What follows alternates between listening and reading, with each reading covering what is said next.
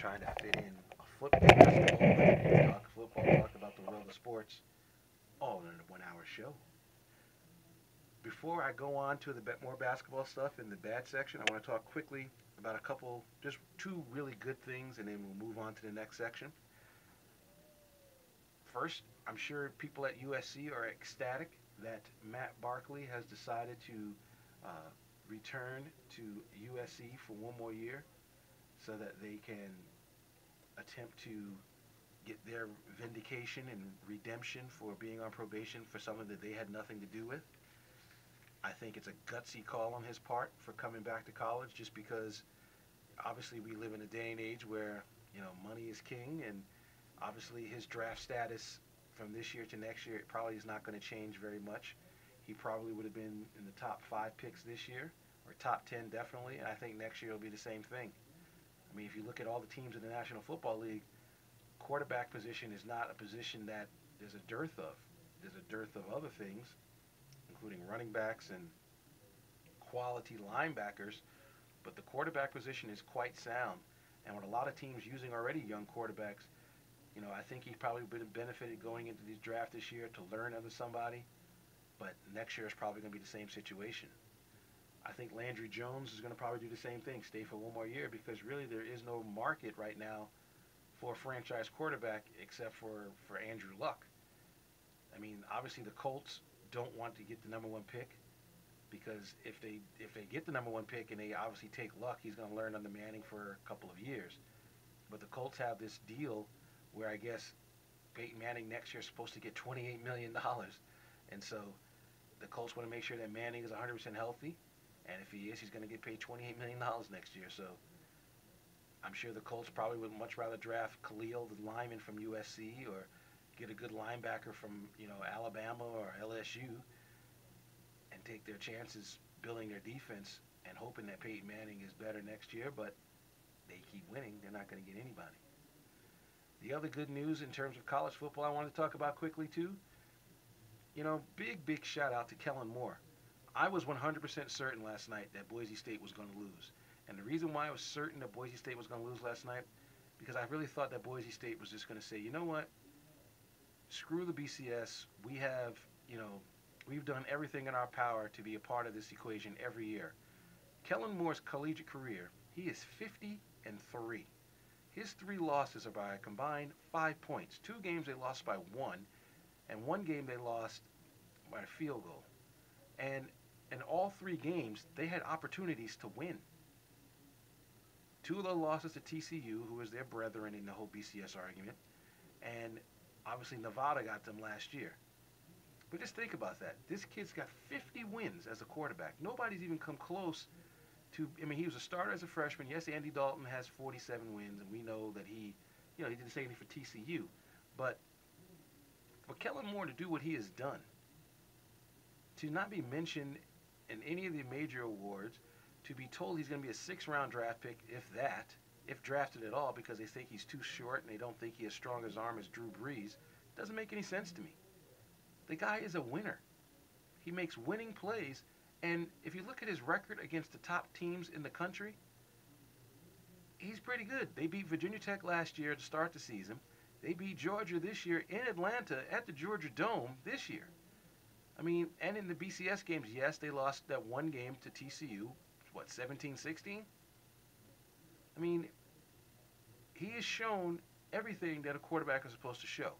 And I know today they were talking about on one of the shows how some of these other quarterbacks who play at these fringe schools, like a Graham Harrell or even Dan Orlovsky, they put up great college numbers and stuff like that, Colt Brennan, and they really didn't materialize in the NFL. This guy is just a pure winner, period. And that's all you can really say. And I hope somebody picks him up. Stop trying to compare him to Tebow because he's left-handed. We know Tebow's a great winner as well. But I'm taking Kellen Moore on my team because he gets it done. He can throw the deep ball well. He throws the intermediate routes well. I don't know what this guy has to do. He put his team in position in those 3 losses to win the game by field goals.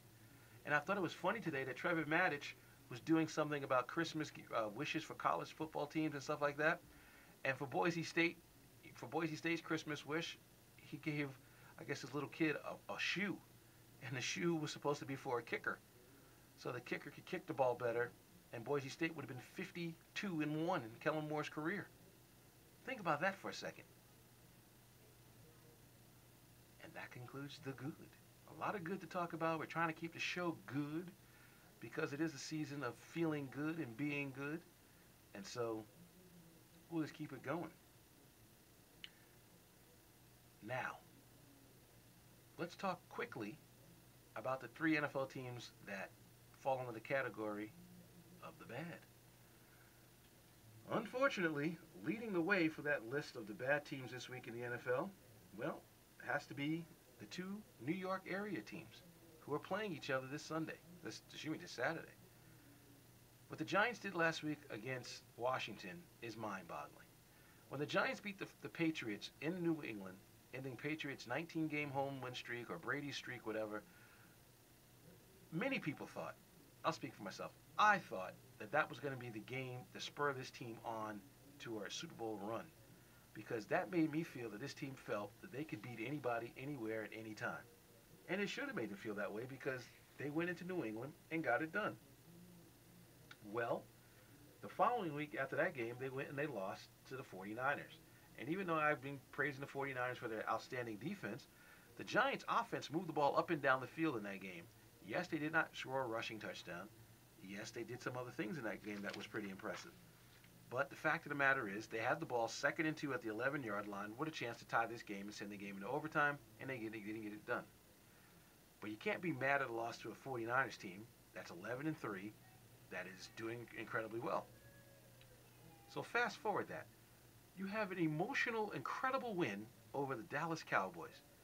You block a field goal to give yourself first place in your division. You're on cloud 9. You did this in Dallas. So you should be fired up. And what do?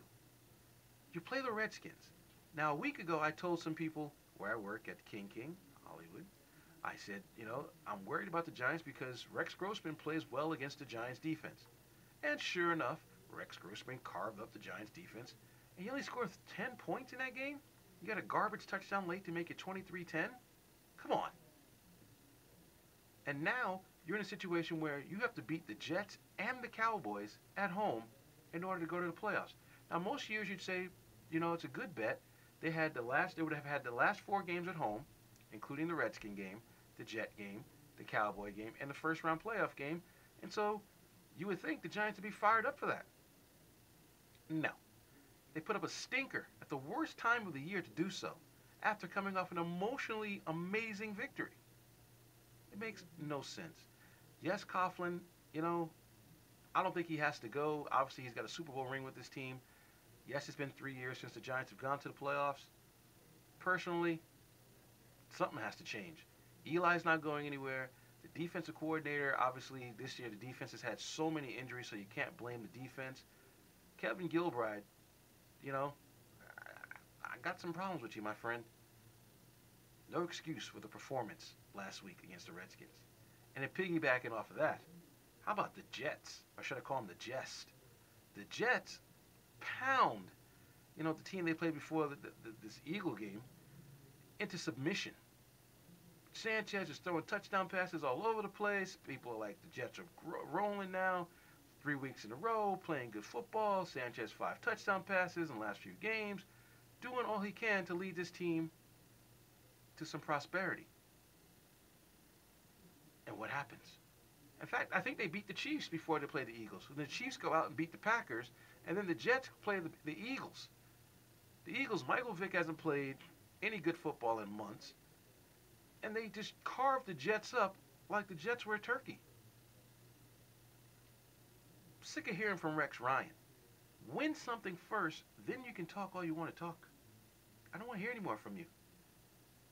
This weekend, I hope the Giants stuff a football down your throat, and hope the Giants stuff the Jets and put an end to this mockery of a season for them.